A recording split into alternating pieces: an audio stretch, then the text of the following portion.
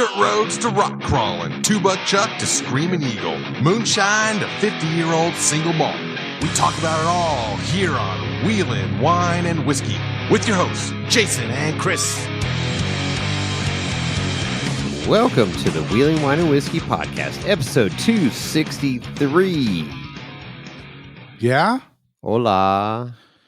Feel like we just recorded. Really?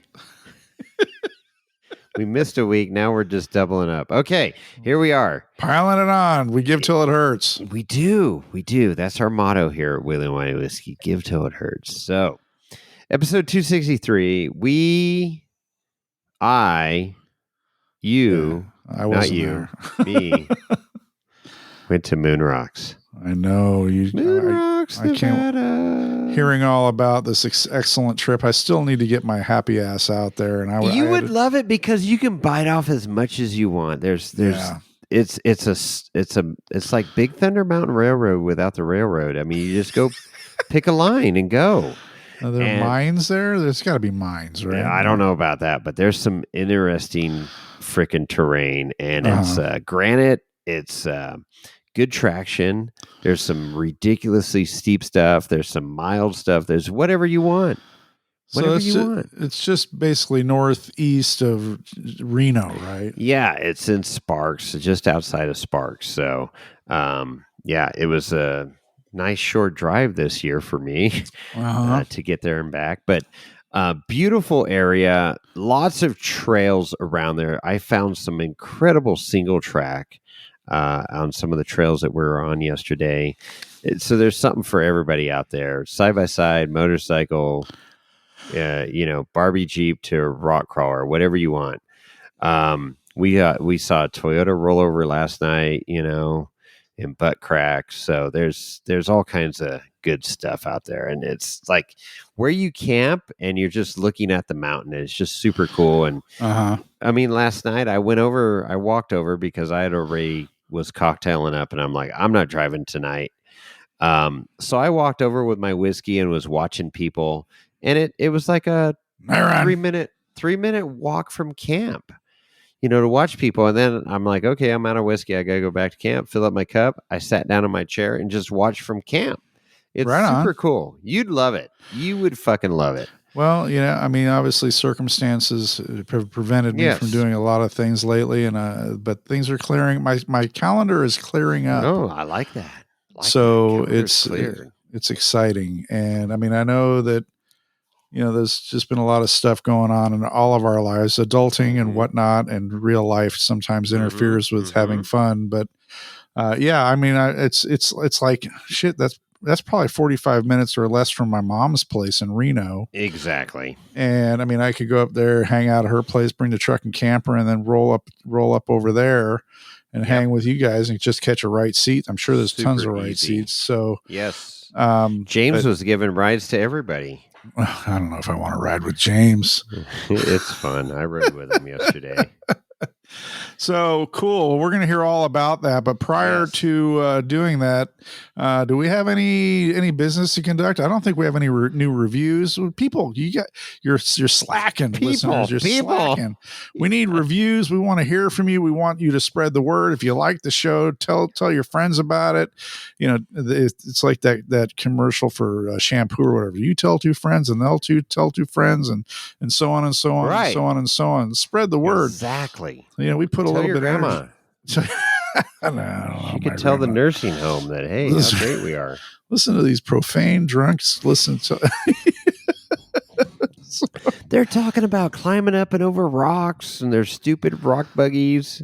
That's right. It's funny. My mom, I don't know if I talked to you about it on the show or not, but my mom was, I think we did talk about the PBS network up in Reno and how they were airing an older episode of Randy Slauson was on it. Yeah. And I think they did I watched that episode. It's cool. Was that done at Moonrocks? Yeah.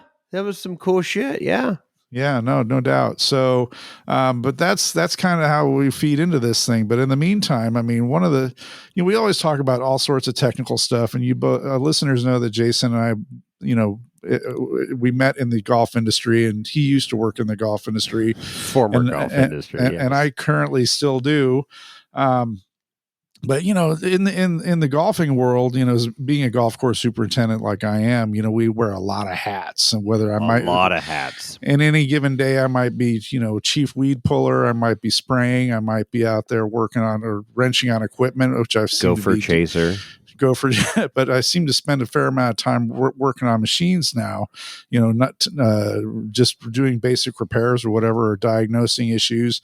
But there's a lot of machines on the golf course. And one of the most important components of the property is usually a pump station, and irrigation. If you don't have irrigation, you just don't have a golf course. And we do have a pump station on this property. And during the winter, I don't know if I mentioned on a previous episode, but we have this in the pump station. We have 3 50 horsepower pumps that provide water to the property. And during the winter, we were doing some work on one of our filters, and the contractor needed to cycle some stuff. And I asked him if he could take a look at a pump that was making some noise. And he's like, yeah, fire it up.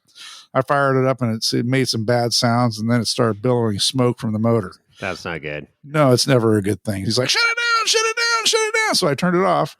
And sure enough, the motor and pump were both fried. The last season just beat the shit out of them. So, but with supply chain issues, that have been the never ending thing.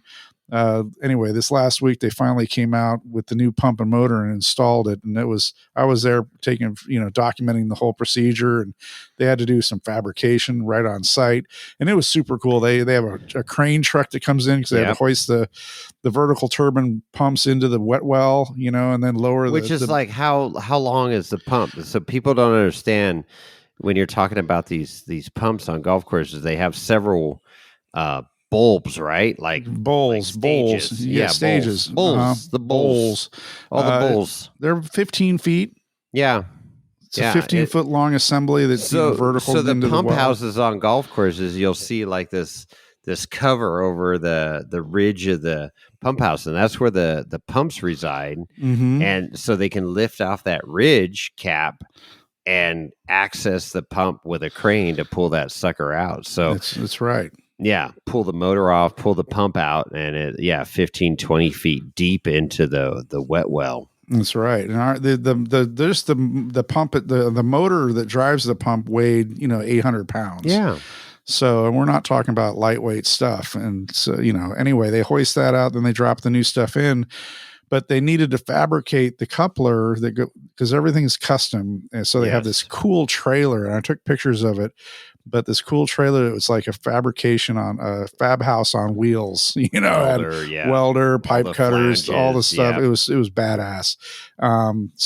Watching these guys work, they're artisans. I mean, they really are, stick welding to put everything together, and then, painting it for corrosion resistance. And then it was awesome process. And I'm super stoked that we got the third pump back online for the season, and it just makes my life a little bit easier taking care of the property, just always having that fallback position. So how many on an average summer night, how many gallons are you pumping?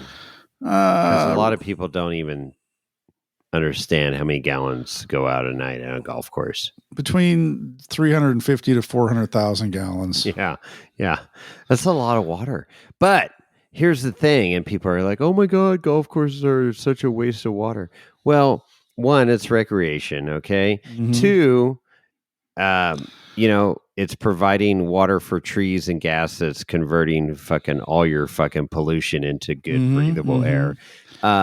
3, it's very well managed and efficient. Exactly. Every fucking drop of water that goes out on a golf course is accounted for, especially these newer systems, super high tech, computer operated, individual heads, crazy stuff. Oh yeah, we have all that stuff. But it's staggering number. People are like, oh, well, how many gallons? Well, yeah, there you go. Well, it's a lot of water. But we're doing great things for the environment. I mean, we're a place for bees. We have bees on property. And so how many? So your round count. So how many people play golf at your golf course in 1 year? 65 to 70,000. Yeah, 70,000 rounds a year, and that's damn good number. That's a few people.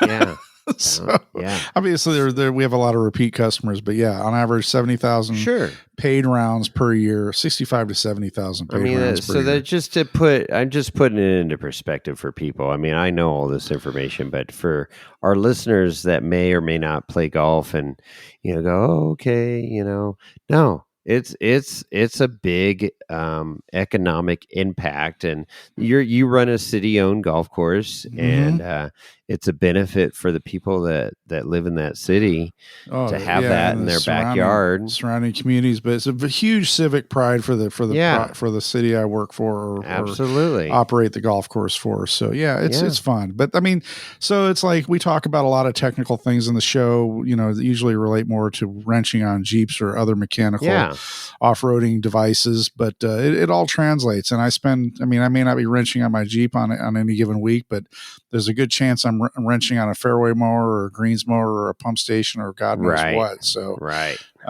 but it's all fun. I mean, I enjoy wrenching. I've always enjoyed it, and that's part of the reason why I do what I do for a living. Absolutely. I don't think I could sit in an office all day long under fluorescent lights. Well, yeah, no, and there is some more paperwork than ever for a superintendent, but you wear so many different hats, like you say, and that was the part of the job that I really enjoyed. It was like, 1 minute you're irrigation guy, next minute you're dealing with an employee issue, HR, next baby. minute you're dealing with a member, the next minute you're dealing with a hydraulic leak on a machine. I mean, it just kept going and going and going, and it was like, and that's why it's a super demanding job, and anybody that has been a superintendent can do pretty much, has a wide, vast, what do I skill set. Skill set. Yes, that's very well said. Skill set that can do many other things after being a superintendent, because you're just in chaos mode all the time, just trying to manage the chaos. So I got to put a fire out over there, cool. and over there and over there and over there and over there and over there and over there. Yep. So that's just a little snippet of our life, or my life, and we've talked about it on and off over the time of the show in different episodes. But yeah, things get crazy, and this is a busy time for off-road. And well, you were replacing the pump. We were out wheeling at Moonrocks. So you want to hear about that? Yeah, let's hear about that. You want? Okay. We got you recorded while you were there. I did, which is awesome. So here we go. All right, we're here in the BB studio at Moonrocks with a special guest here. To my left is Carlos from Tac One Fab. How you doing, Carlos? Doing great. What does BB stand for? Studio BB. Black Betty. Black Betty. Brand new. Well, new to you, but it looks freaking brand new. You tell me it's used. It looks brand new. This is crazy, beautiful RV here. Toter home. Living in luxury. Yes. Enjoying your hard-earned dollars. This is nice. I love the rich woodwork, the gray interior. Smells of mahogany. Yes, with the undertones of leather-bound books. It's very, very sophisticated in here. We want to get this podcast going because you guys are going to have high tea here at noon, so we got to get out of here before the dignitaries roll in. That's right. I have an appointment to have it washed. So I need to make my appointment. Buffed with a fine chamois. Yes, lamb's wool only. Lamb's wool. Ooh. Okay. Very nice. All right. And then to the left of Carlos is Anthony from... I always put too many F's in your DF Fabrication. Yeah, I go DFF Fabrication. It sounds better. DFF Fab. I'll let you say whatever you want. It's fine. Okay. All right. So, and then we got Samurai James over here. How's it going, everybody? And Lady Samurai. Hello. And then across the way is Dave. He doesn't have a mic yet, but we'll get him. Say hello, Dave. Hello, how's it going? There we go. So, and Dave raced how many years? 3 years at KOH with the side-by-side? 3 years in a side-by-side and 2 years as a co-driver in a 4800. Yeah, so you're no stranger to off-road racing. Now you got a 4-steer buggy. Yeah, that's a whole different animal there, but way fun. Yeah. All right. Okay, so we're at Moonrocks here, and just wrapping up our Easy Like a Sunday Morning. And so let's talk about the shenanigans and the fun that we had this weekend. Who wants to start? So we got to say this is our 10th annual trip. Yes. Anthony and I have been coming up for 10 years, and that's quite a feat. It's definitely a feat.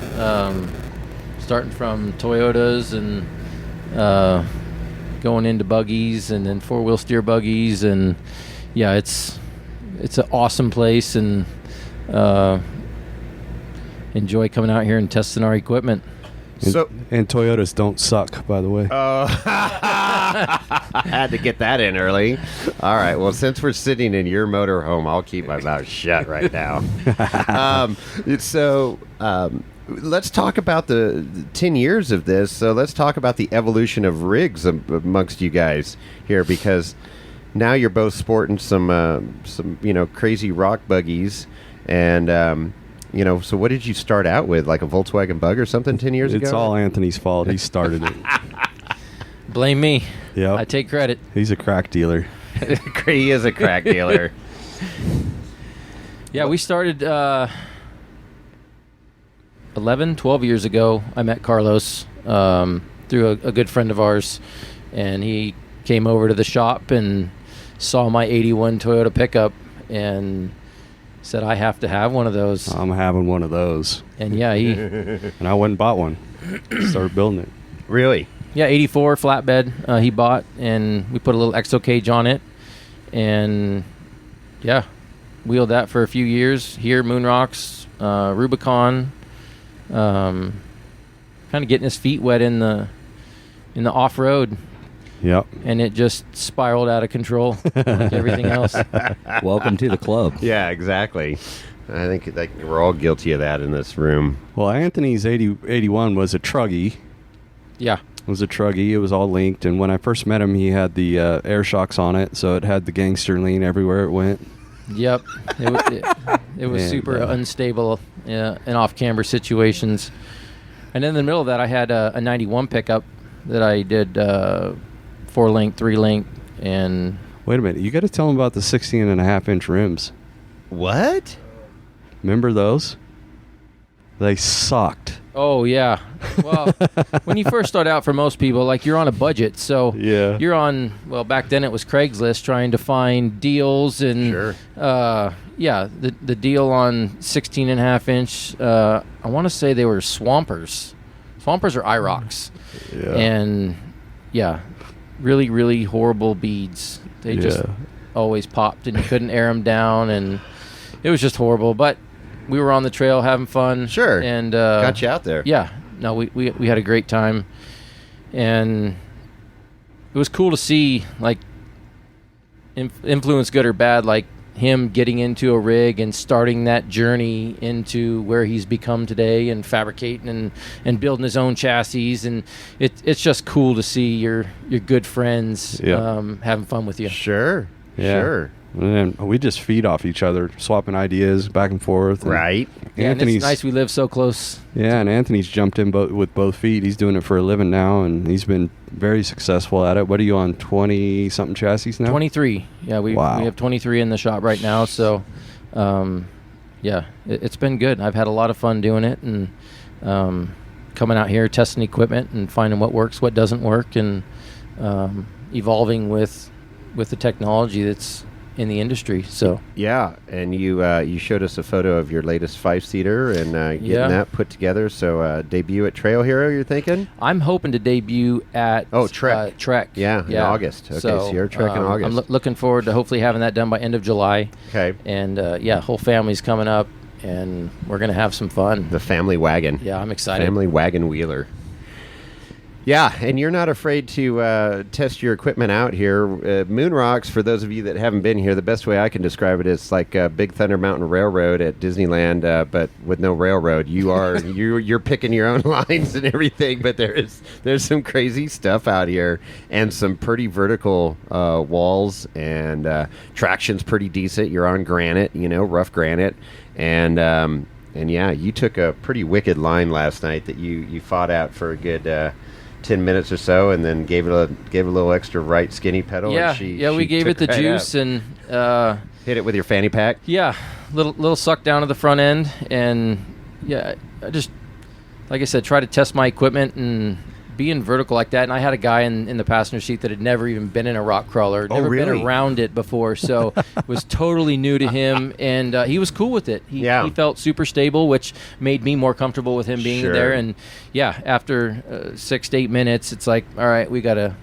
put the wood down. And yeah, from what I haven't seen the video yet, but they said I came off the top of that rock like a rocket on 3 wheels. You were on 3 And wheels, so, yeah. Your driver's front tire was pulling up in the air because of the torque of the motor and everything. It was I'm freaking excited to awesome. see the video. Yeah, that was cool.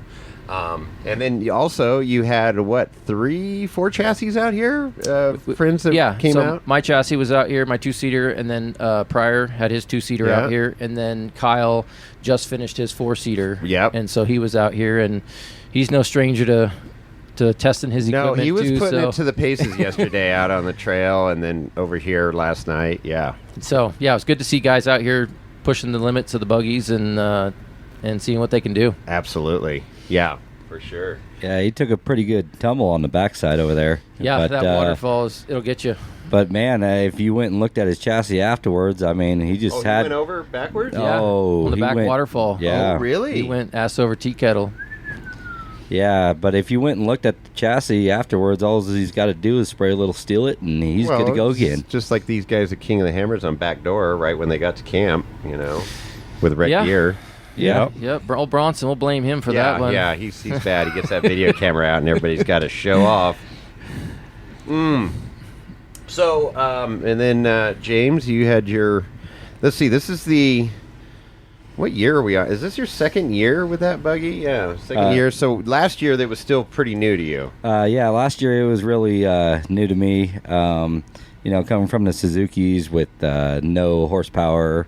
No pals. No whoop pals, not being set up right. I mean, the tippy canoe, as as Glenn put it. Yeah, as Glenn put it, very unstable. And now I'm in something that's, purpose built right, and it's incredibly stable. And now that I'm comfortable in it, seems like the sky's been the limit, and we've been pushing the limits all over the place in it, and it's just been an absolute riot. Just driving around with a permawood.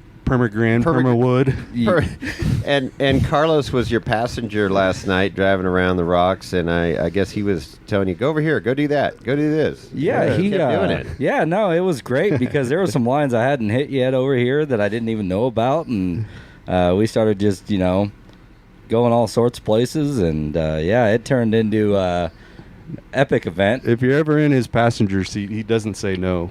No, that is true. So I would have to say that what was it, Smoke Line? That was an epic rodeo right there. That was awesome. Yeah, so it's a big trench basically, right? Right. And so you're on your sidewalls and you're trying to stay level, but there's some dropouts in it that get you off level and you're teeter-tottering. Yeah, you want to take that one over? Well, you dropped in, if I remember right, you dropped your front tire in first, so we were looking straight down at the ground, no hood. No hood. And then we kept going forward, and then your back end dropped in, and the bottom fell out. And once we settled in, we just both started laughing. Yeah, I think when it first initially dropped, we were looking at the sky, and then I barely even touched the throttle. Yeah. We went from looking at the sky to looking at the ground in about a half a second. Yeah. It was absolutely amazing. I mean, and it didn't hit hard, nothing. No, it was a perfect teeter-totter. Yeah. And it was hilarious, and I think we were laughing the rest of the night about it. And then I said, hey, you got to go get Jason and take him on this. Yeah. Yeah. And he gave you a much more educated line. Yeah, than it you was. got. It was very mundane, actually. I was a little disappointed. He overhyped it. Yeah. I was waiting to do like an endo or something, and then it's just like, doot, doot, okay. Hey, But I could see where it would, if you're down a little lower, it would really rock on you. Yeah, what happened to the 5 stars, man? He said it was 5 stars. I got bad service out here. We'll fix that. We'll get you a 5-star Uber right there. I've got a video on my phone of Anthony doing that the first year we came here, and his Truggy in his 81 and call it smoke line because his engine, I mean, just killing mosquitoes, just smoking like crazy. Just sucking. And he did the same Sucking teeter-totter oil in. thing. So, Oh, that's great. Yeah, I was wondering why it got called the smoke line. Okay, that's pretty cool. That's the awesome thing. Like all of us push each other outside our comfort zones, and Yeah. and we have rigs that are safe and built to do it. So, yeah, I love following people and doing things that I haven't done before. Right. It just gets me more comfortable in my seat. Yeah, yeah, and the good thing is with our group, you know, we can fix stuff if something goes south. So it's not Yeah, it's not the end of the world. right. Yeah, yeah, Also, Dave, speaking of doing things not been done before, yeah. Dave got a little Western over Yeah, there. let's give Dave the mic here and hear about. So Dave, you gave a little pedigree there of your racing history at KOH, and then you had a Jeep, right? You had a Jeep that was you were doing wheel and win, wreck wheeling. Yeah, so I have a 2003 TJ with 35s and lockers and the whole 9 yards. So that was kind of where my kids were raised up in, camping and wheeling a lot. And then after racing KOH, the UTV's fun, but I wanted something a little bit more. So when I retired, I decided to buy a buggy, and somehow I ended up with a rear steer buggy, but stuff happens. Happens. Poor choices. This is my second year here. First year went through a little bit of buggy blues, had some issues with a little bit of electrical issues and various different things. So last winter I went through and completely redid the cooling system, Yep. built new fuel cell, and tried to iron all that out, and it's been pretty good. So following James and Jason here, you kind of see if they can make it, and if they can't make it, it's like, well, you're committed now. You got to try to see if you can make it. So I kind of committed to a line that was a little bit interesting, and might need a little paint. No dents, but got a lot of scratches. And my daughter Riley was here with us, and I think throughout the entire weekend, that was the only time she really kind of had a nervous look on her face. Right. But she's like, I can reach out and touch the rock. I said, well, don't do that. Don't do that. But it was fun. I almost made it, but had to get a little help from James to settle the front end down a little bit. It was a little bit too much. Yeah. So when you got a couple drag axle buggies, and then you come up with the Forester, you're definitely, you got some peer pressure there because you got some extra turning radius. But that was to describe the obstacle, it was like a driveway, but like steep, like 70 degrees, I would say, something like it's that. Pretty similar to Hollister's driveway. 70, 75 degrees, very steep, and then it leaned, it was angled to the right up against this rock, a ledge, but, so you weren't going to roll over, you just roll into it, and he climbed out, you had to get good traction at the bottom, you got the tires hot, they grip, boom, you start heading up, and crab walking it, but it got so pitchy that it just pushed your body and unfortunately your right passenger panel into the rock and gave it a little rock rash, but it was an impressive line. It was very impressive from the top watching him work it. He was just so close. I mean, he probably had his left front, I want to say it was about a good 4 or 5 feet in the air, and Oh, yeah. it was just hanging there, and he was working it, and I mean, it just needed like a hair more of either wheelbase or just a tad bit of weight. And it you don't went. have your winch set up for suck down, do you? No, I do in the front. Oh, you do? Okay. So usually I try that first, but I was under the impression that once I made it around the corner, I didn't know there was going to be a hole around the other side of that corner.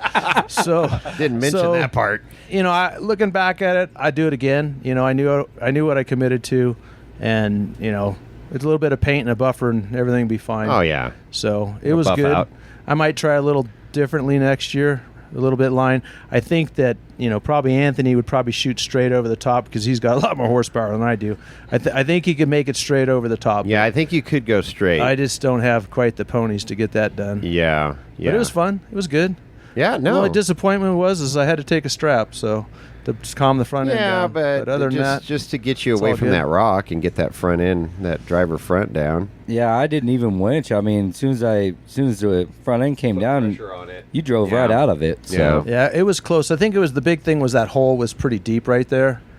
Yeah. And I just couldn't get any bite out of that either side of that front end really to help me at all. Right. And the front of it was undercut. That front undercut on the right-hand side, if it would have been more like a crack, you could have wedged your tire. I think you would have went right up. But because it was so undercut, it just had broken axle shaft written all over it. Yeah. Well, probably I should have gone out and walked it first. I might have done it a little bit differently, but what's the fun of that? Right? I got these guys looking at me, and they tried and decided they weren't going to go. So it's like, okay, here we go. I got to give it a whirl. Otherwise, I'm going to be the black sheep here. Hey, so while we're talking about lines, did everybody do their obligatory butt crack line? I did not. What? I did not this trip. I know. Oh, So man. I failed. I did it. Yeah. Yeah. You did it. You did it a Yeah. couple times. I did did it too. more times than I could count. Yeah. It's a must to do it and then come back down it. Yeah. You got to come back down it. It So- sounds like you need to coming unload the buggy down. after this and go do I it. know. Down is the black diamond move. It is. Going up it backwards. Going up it backwards and then driving back down it. No, we had a pretty long day yesterday on trail. You guys peeled off, Anthony and Carlos and who else? Pryor peeled off after we did that first suburban trail. If Right. you know, you know. That's all we'll say about that. But you get to drive over a suburban. Yeah, that was a blast. Got to do some monster Pretty truck cool. stuff. That was a fun little trail. But then we went over to Boondoggle, and we I came in from the top, so that was fun, dropping the waterfall at the top and going through the wash, and then you come to the rock garden area that's pretty damn dug out. Yeah, that's really dug. And so we went down that. Everybody made it down pretty uneventful, I think. Oh, yeah, it was smooth. Horton, we got to mention that Horton and Clint were out here, and Clint's new to him buggy. And so they did the first trail with us, and then they peeled off to go over to Boondoggle, and they ended up coming up when we were coming down. Right. So we caught them in the rock garden area, so that was cool. So we went all the way down, and what was the guy's name? We had Daniel from EFAB and Yeah. his wife Megan, and then we had another Daniel. The other Daniel, Ray- race car Ray- Daniel. Race car Daniel. Race yeah. car Daniel. So he bought a retired KOH car, and he was not afraid of that skinny pedal. Mm-hmm. And so we went down it, and he had a shitty grin on his face, laughing and going, "Are we going to go back up that?" And I go, "Yeah." And he goes, "All right." And so we turned around and started heading back up, and then your buddy Anthony with the four-steer buggy that he just finished was going up, and he was trying all these crazy, damn near impossible lines just to see if he could do it. And he worked one line pretty good, almost had it, but then just fell off again, and he's like, "Okay, I'm done." So we played around in there, and then here comes Johnny Race Car, and he freaking was hammering pretty hard and spit out a rear drive shaft, a rear yoke, the flange, one of the ears on the flange on the rear diff left the chat, and then that took out the U-joint. Drive shaft was good. I thought he lost an axle shaft too. No, right? I don't know. I obviously the rear tire wasn't spinning because the drive shaft was disconnected inadvertently. Yeah, there's no Okay. recovering from a broken yoke ear. No. Like, that's just is what it is. Yeah. And so he had front wheel drive. He was able to drive back to camp in front wheel drive. Had to tug him in a few loose spots and hills, but overall he was able to get back under his own power pretty much. But anyway, so that extended our day, out there. We didn't roll into camp till 4:30-ish, 4... Was it? Yeah, it was closer to 4. Okay. And we were all hot, tired, and started drinking, and then dinner was ready early, 5:15. We were eating dinner, and then I was like, "Oh, I need a shower," and took a shower and had another cocktail, and you guys everybody headed out Oh yeah, we were gone. into the rocks. And I go, "No, I'll just walk over." So I walked over with my cocktail and watched you guys.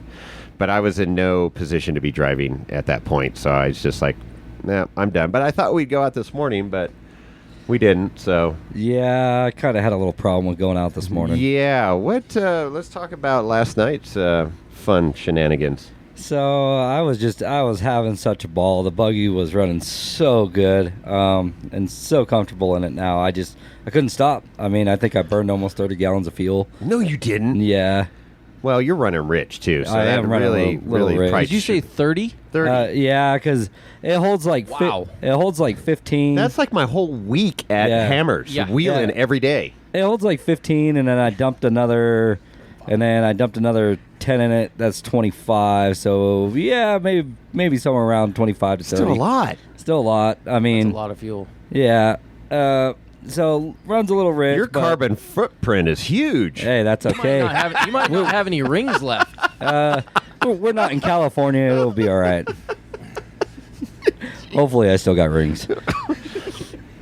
But yeah, so I just couldn't stop. It was so much fun running around. I mean, we had a bunch of friends up here that we were all trading right seats, and a lot of guys that hadn't been in the rig before. Yeah, and that's cool. so we wanted to go up butt crack, so we were waiting in line, and this gentleman started talking to us. Grandpa Carl was his name. Grandpa Carl. And how old was Grandpa Carl? Grandpa Carl was 72 years old. 72 years old. So nice guy in the world, and it was Will, right?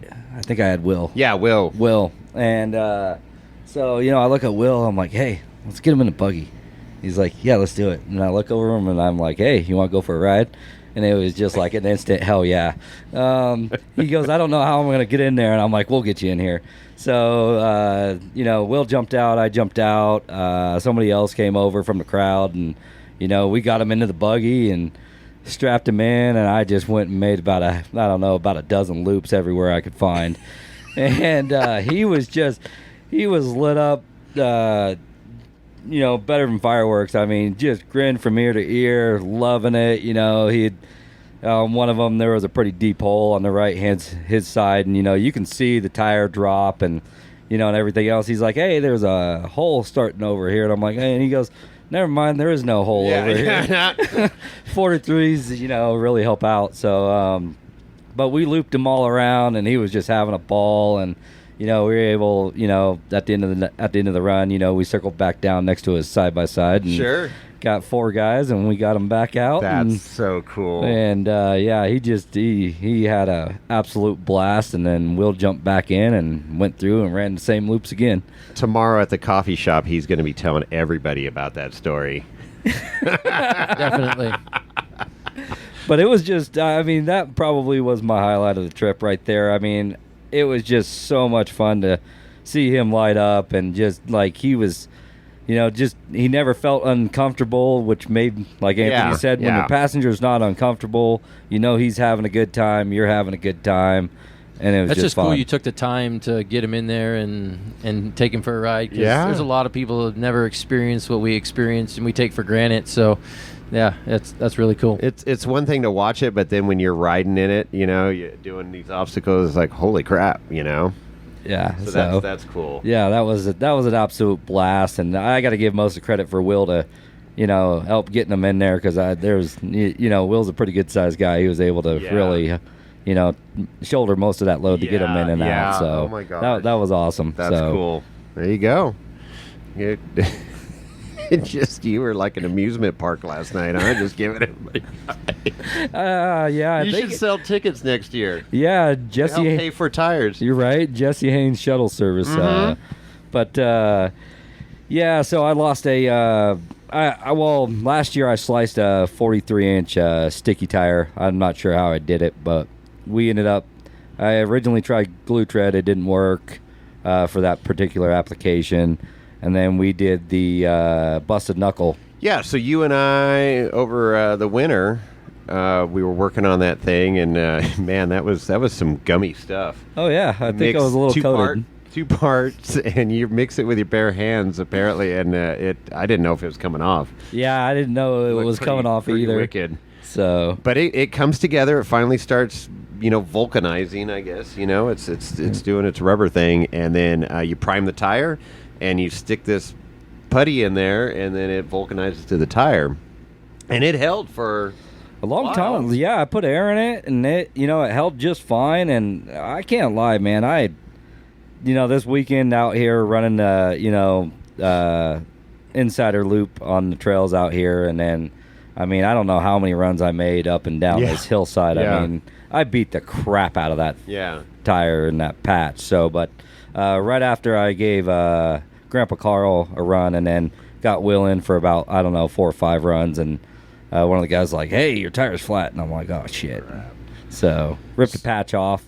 Yeah, and- so it that glob that was in there, and it vulcanized, so it just tore open. But looking at it this morning, there was definitely rock rash right above that on your ring.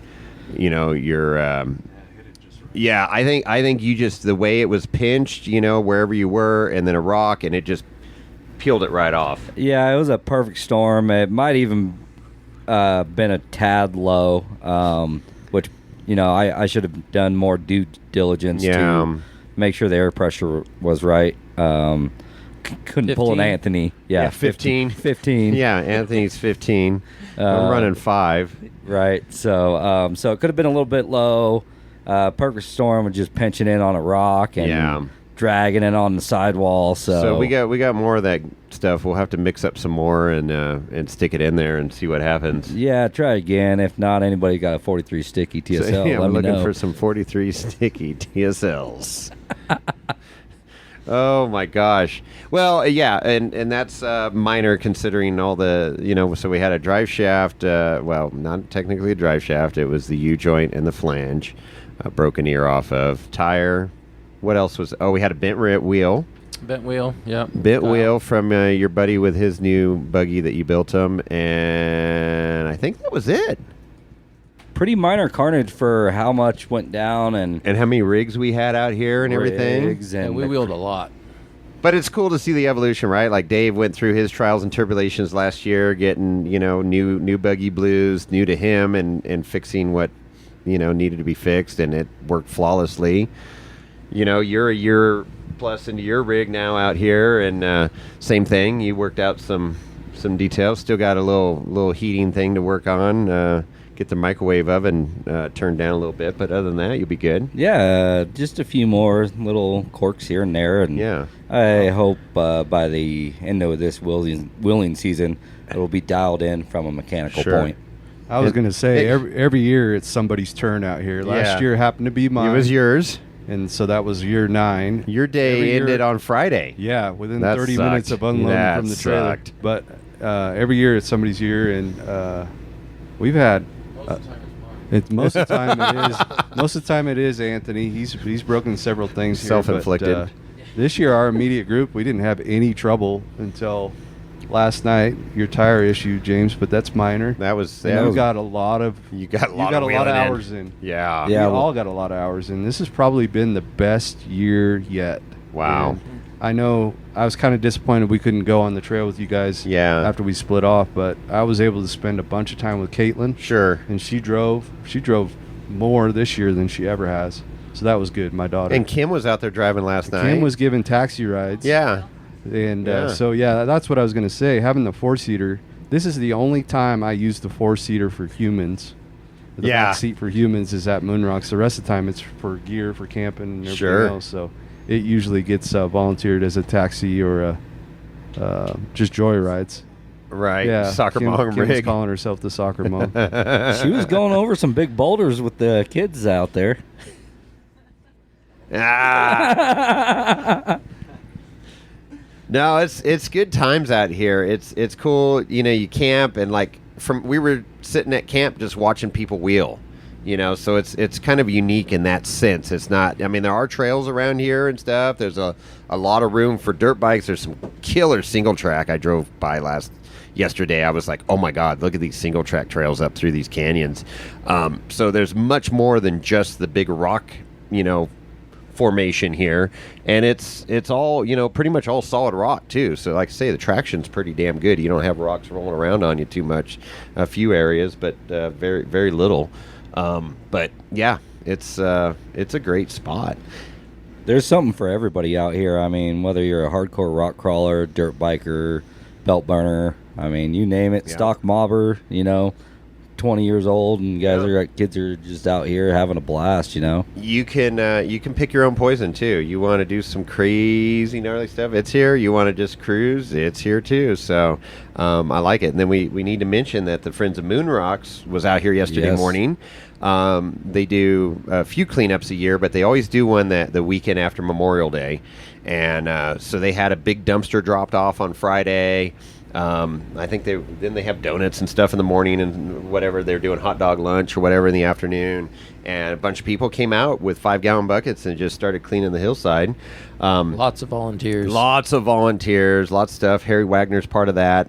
The Nevada Off-Road Association and Friends of Moonrocks. And so we knew we were playing on Saturday, so we did our share and picked up stuff on Friday, and you had almost a full garbage bag, right, Rhonda? Yeah, I just went meandering around the rocks and picking up trash, and then watching you guys wheel at the same time. So yeah, that was cool. And then when you guys pulled into camp, there was extra furniture in camp too, I guess. What was going on with that? Yeah, there was. I hope we can track him down a little later, but there was a guy, I guess, out here the weekend before with a couch giving people rides, and they decided to left the sectional here. There wasn't much left of the couch. It was pretty busted up.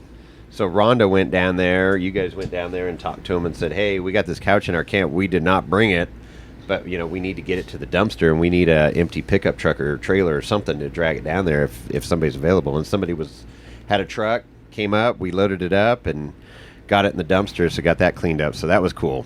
Yeah, that was awesome. They were like, oh, yeah, we got plenty of trucks around. And a guy in an older Toyota came up and we threw it in the back, and he hauled it away for us. Yeah.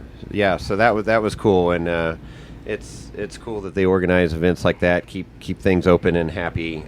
Memorial Day weekend, from what I gather, was pretty mellow. Nothing crazy going on. So yeah, it was great. So that's good. Had that incident a couple years ago with Banana Man, but just alcohol and stupid people, stuff happens. So but it's they're doing a lot to keep this place open, and it's nice to see a lot of volunteers coming out and picking up trash and everything. So they had a great raffle too. Did they? Yeah, they had a really nice raffle, a lot of prizes, and cool. You had to be present to win, but that's sure. okay. And oh, really? Morflate did?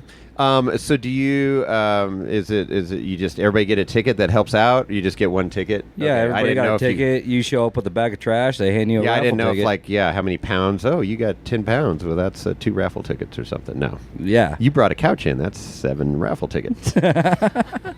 You brought a Toyota in. That's 500 tickets. Sorry, Carlos. I had to get my dig back in here. Ow. We're almost done with the podcast. So, all right. What else do we need to cover that we missed for the weekend here? Great food. Excellent food. So, great. We had like 20-something people that we were feeding every day. Yeah.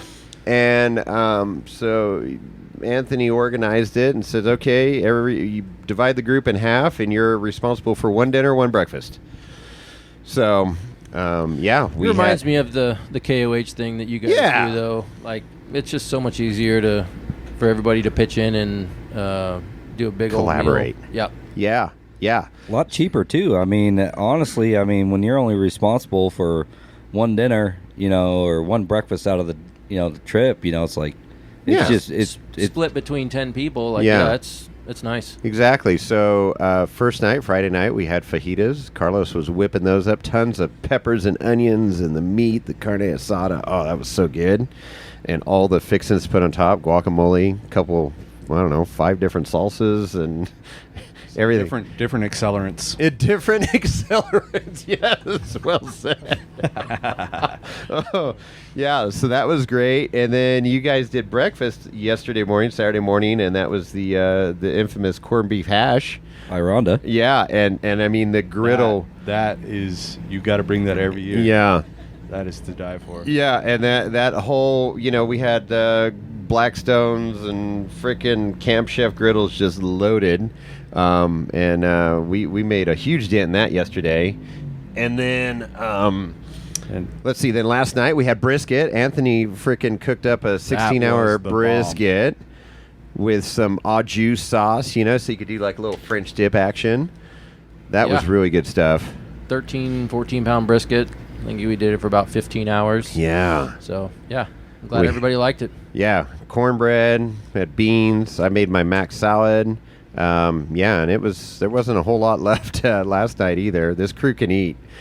And then this morning we did our paleo hash that we debuted last year, Rhonda and James and I, and so this year they got taken away from us and did their corned beef hash. So we did our paleo hash with chorizo, chicken, mushrooms, onions, and sweet potatoes instead of regular, white potatoes. So And there was nothing left. There was nothing left. Nothing. It was gone. It's like a 30-inch griddle that was completely stacked, There's a and it was gone. 3-burner Camp Gone. Chef loaded. I mean, like, I don't even know how we got. Pryor was turning that thing, and I don't even know how he did it without dropping everything on the ground. But that worked out good. So good chow, good times. We didn't even do a campfire. One, it was warm, and two, it was windy every night. So we opted for no campfire, which was a good call. Other than that, I don't know. You guys got anything else you want to add? No, it was a great trip. Glad to see everybody out here. This is one of my favorite trips of the year, just because my family can come out and they don't have to walk trail or anything. The rock section and everything's right here for them to view. If they want to go walk around, they can. So I really enjoy this trip every year. Yeah, the boys had fun playing in the dirt and with their remote control cars and everything. Yep. Yeah, like I said earlier, I think this is probably one of the funnest, most successful years yet. I think we top it every year, and great group of people. Enjoy being around all you guys, and like I said earlier, it's quite a feat to be able to do something 10 years consecutively with the same people. So Anthony being the same people, and we add people every year. So friends of friends, and I couldn't be happier. It's what did Trent tell me the other day? He said, everybody says you only live once, but I was telling him that, and he says, no, you only die once. You live every day. You live every day. That's a good one. Nice. I'm going to use that one. Yeah, you said that the other day. That's good. We should have had shirts or mugs or something commemorating the 10-year anniversary. Stickers. Yeah. We'll have to do something for the 11th. We will.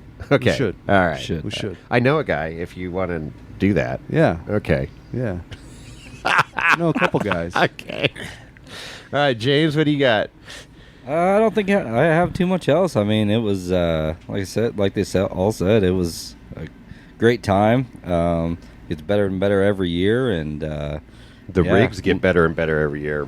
Oh man, I mean they better stop then, because they're getting pretty ridiculous right now. I feel like I'm going backwards, and you guys are all going forward. Well, when you start the snowball, Yeah, I'm the OG here. My old dog. All right, Rhonda, what do you got? Oh, just a great time. I mean, it was much needed. I know this is our first trip of the year, start out their out crawling season. It was just great to see all friends, Yeah. who are like family. So it's just a great time to get away and reset and regroup and get ready for the wheeling season. And you guys missed out on KOH, so yeah, I think that's why James had to get it out of the system, man. He worked his ass off all winter, so he's ready to go play. Yeah.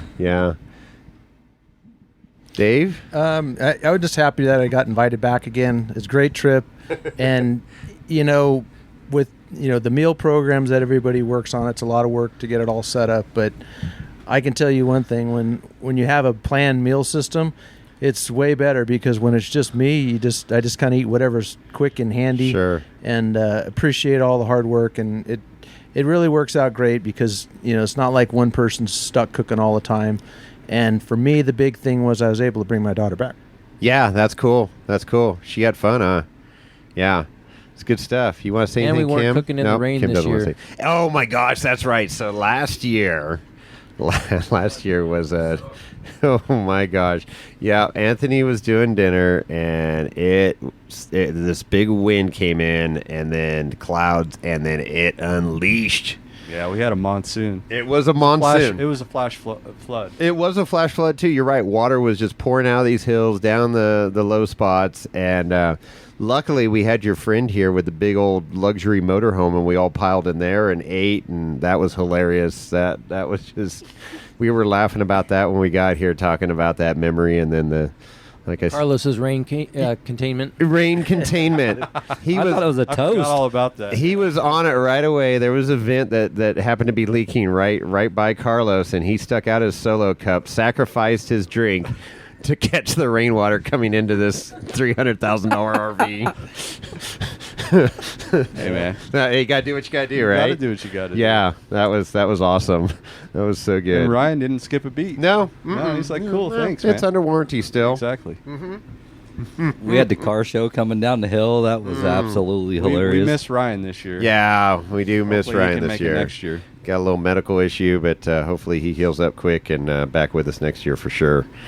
So, yeah, I think that's a good synopsis of our weekend shenanigans at 10th annual Moonrock run here. Fun had by all. So now it's the sad part. We pack up. We're pretty much packed up. Wheels up and head back to our respective homes. And mine's Prepare next. for re-entry. Yes. Get ready for the next week ahead. And but summer is here, and wheeling season has officially started. Rubicon, people made it through the Rubicon last weekend, Memorial Day weekend. So it is it's game on Donkey Kong now. Yeah. Hopefully nobody burns up on re-entry and we'll be good. Right. All right. With that, we're out. So there it is. A little Moonrocks recap there with our friends of the podcast. The Buggy Boys. Yeah, and sitting in Carlos's, new to him, but it looked like a brand new freaking, Taj Mahal. He calls it Black Betty. Uh-huh. But beautiful RV, Class C. What is it? What do they call it? Is it Class C? I don't want to call it Class C because it's Class A, but I think they're a C type. Well, a Class C is similar to like what Kobe has. Yeah, that's it. That's what he's got. He's got the Taj Mahal. So he's got the engine in the front. Yes. Yes. Because a not Class A is usually like a diesel pusher, Right. or it's more looks more like So a this- toaster. Right. More like a toaster. Well, this thing is beautiful. And I love the interior of it. It's got darker wood inside, wood Mhm. floors, and then this gray interior with the couches and the dinette. It's not really a dinette. It's kind of a rounded couch area with a table. Uh-huh. He's got 2 bunk beds, and then, of course, luxurious bathroom, and then the master in the back.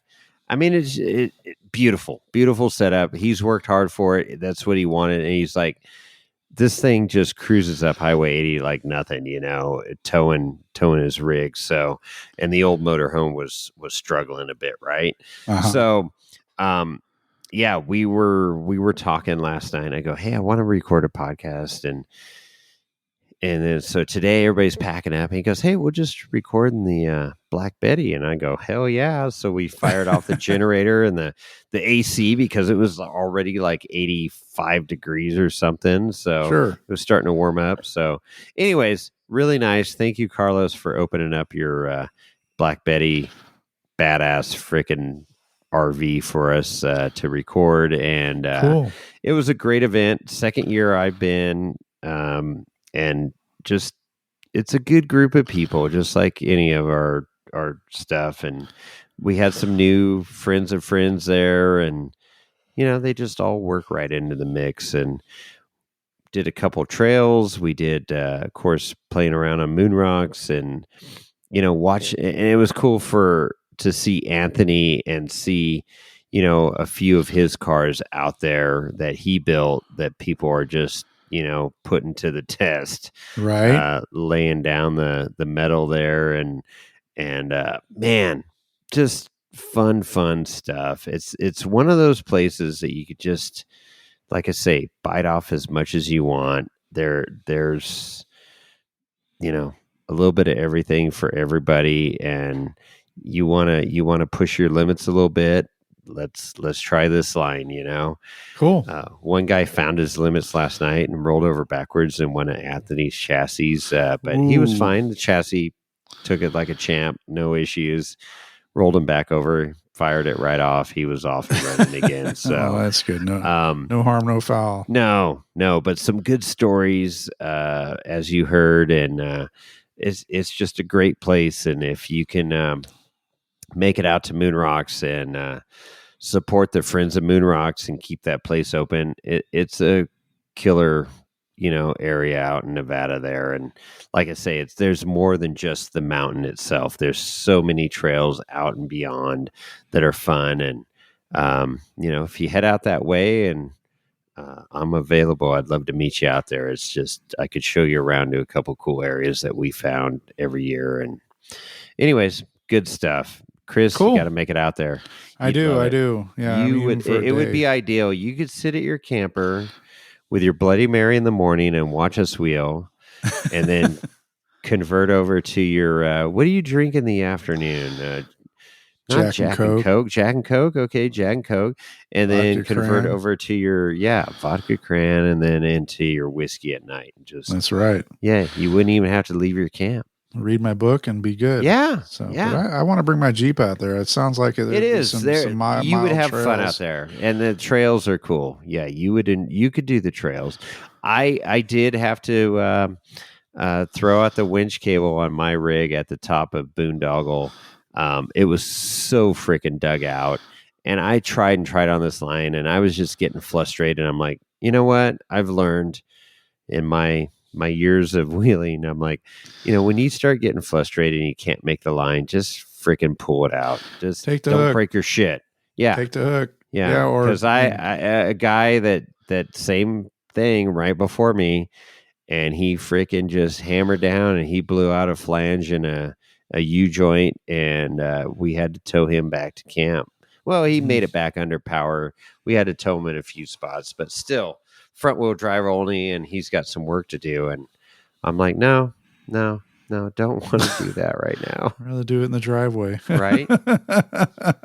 Cool. I'm glad you were able to do that. I wish I could get there. That was a great episode. Great conversation with the gang. Mm-hmm. Obviously we had an episode with Anthony a few months ago that we talked when we were at his shop, and we talked with him and got a scoop on that. Good guy, great group. Carlos is another stand-up person, and of course Dave is just all good guys. I would have enjoyed being out there. That's for sure. You would have. Yes, you would have. So hopefully, as I mentioned earlier, things are stabilizing a little bit in my reality, and the vacation time is starting to accrue well. So I'm able to have a little more freedom on the books. And I do have some comp time because I've been working my ass off. So, nice. I'm going to try to, the things that I'm targeting. I did want to do, Adopt a Trail, which happened, and I was not there. We'll talk about that in a future episode. Yes, we will. But, that's one of my Adopt a Trails. There's like several things I want to do throughout the year that I don't want to miss. And those are the ED4 clinics, safety clinics, the Adopt a Trail, and of course, going on to King of the Hammers is important, and Sierra Trek. So that's like 5 events. There you go. That I target every year that I want to be at, and it seems like I'm just tired of sacrificing and not being able to go to those things. Right. So, right. Enough said on that. But hey, Jason, how do they get a hold of us? Well, you got the old IG, the Instagram, the gram, as we call it, Wheeling Wine and Whiskey. Email if you want to send us an email, Chris at Wheeling Wine and Whiskey, Jason at wheelingwineandwhiskey.com. Of course, Lorenzo, he hasn't gotten much mail lately. He's a little butt hurt. He's getting a little butt hurt. Ass hurt? That nobody has hurt. His ass hurts because nobody has emailed him lately. So send him a little note like, hey, good job or whatever, pump him up. And then, of course, we got our phone number, 408-800-5169, 408-800-5169. As Don said the last episode, is right. Call in and just, all you got to do is just call in, dial those digits, and say Toyota suck, and we'll fucking play it on the air. It's great. Absolutely. So, there you go. freaking awesome. Good stuff. And we did get an email here. I should share that you and I received. Super freaking cool. His name is Travis S. Won't let's say his last name to save the innocent here, but he talks about listening to us, and he found us, and then he went back to episode 1 and listened all the way through. God bless you, Travis. But apparently we influenced him in good ways. He has an old elk habit now, which sorry, not sorry. There are worse habits to have. Sorry, not sorry. That's great freaking whiskey. Absolutely. And then he got an Element fire extinguisher and some proof syrup. I mean, he's loving it. But he wrote in about the Jefferson's Ocean. We talked about the Jefferson's Ocean Voyage 24. That's right. And so, he was looking around, but it's cool. It's cool that we have this platform to talk about this stuff, and we have a lot of like-minded people that follow us and go, you know what? If they're talking about this and saying it's worth a try, I'm going to go out and try it. And sure, they do, and they enjoy it. Hell yeah! So we try not to steer people wrong. That's for sure. No. So what does he say here? So he says, okay, let me go back. So he has an old elk habit now. Mm-hmm. He does love whiskey. Okay, searching.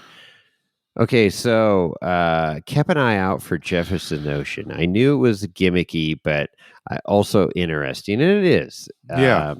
So even if it wasn't the best, at least there was a story behind it. On the way home from a trip, I stopped by a store to grab some more whiskey, Old Elk, if they had it. And I just so happened to find Jefferson's Ocean, too. The reason your discussion made me perk up is because the bottle of Jefferson's Ocean I picked up just so happened to be Voyage 24. Oh, my. As your friend said. You won't be disappointed, he says. If you can find a bottle, it is super smooth and mellow bourbon. It's a sweeter than most whiskeys I've had, and has strong notes of caramel and vanilla. Love that. Absolutely. It's easily in the top 3 best whiskeys I've had. I'm sure you know already, but if you can visit Jefferson's website and check out the logs for each voyage. Anyways, message is long enough, but I hope you guys are doing all right. Keep up the awesome work podcasting. Also, if you're ever near Tyler, Texas, Tyler has his place in Texas. Yeah, we can't go there then. It's all Toyotas. You're welcome to stop by and try some Voyage 24. Heck yeah. Travis S. Thank you for writing in. Great email. I'm glad we've influenced you a little bit and showed you some of the good life here at Wheel of Wine and Whiskey. So that's awesome. So I know you're listening, and shout out to you. And I love it that you got to try that bottle. I have not tried it yet, so I gotta find it. I'm on a mission. I'm headed back down. I'm headed back down to the Bay Area, and there's a couple good Bevmos, or not Bevmos, Total Wine and More. Total Wine, yeah. There's two down there that are like have everything, and I'm gonna go look for it. So if I find it, I will buy some, and Chris and I will try it. Absolutely. Cool. So there you go. Yeehaw. I love it. I don't have anything else here, Chris. The only other thing I could just mention real quick is I just watched the movie A Million Ways to Die in the West. What a freaking great movie. Holy shit. That movie, if you haven't seen that movie, it is funny as fuck. Seth MacFarlane. I have that on DVD. Oh my God. I think he's the next Mel Brooks, dude. He really You is. had to be watching that at one of the camping trips. I've had that. It's in my camper. I feel like I saw it for the first time. It's a great. There's so much funny shit in that movie. It cracks me up. And I mean, the star power in that movie is great. Liam Neeson plays a great villain. Yeah. No, that's a good one. That's a good one. Well, we'll be watching. I'll pull that out at the next camp trip that you're on. Million Ways to Die in the West. What a great movie. Anyway. Yeah. That's good stuff. Right on. That's all I got. And with that, we're out.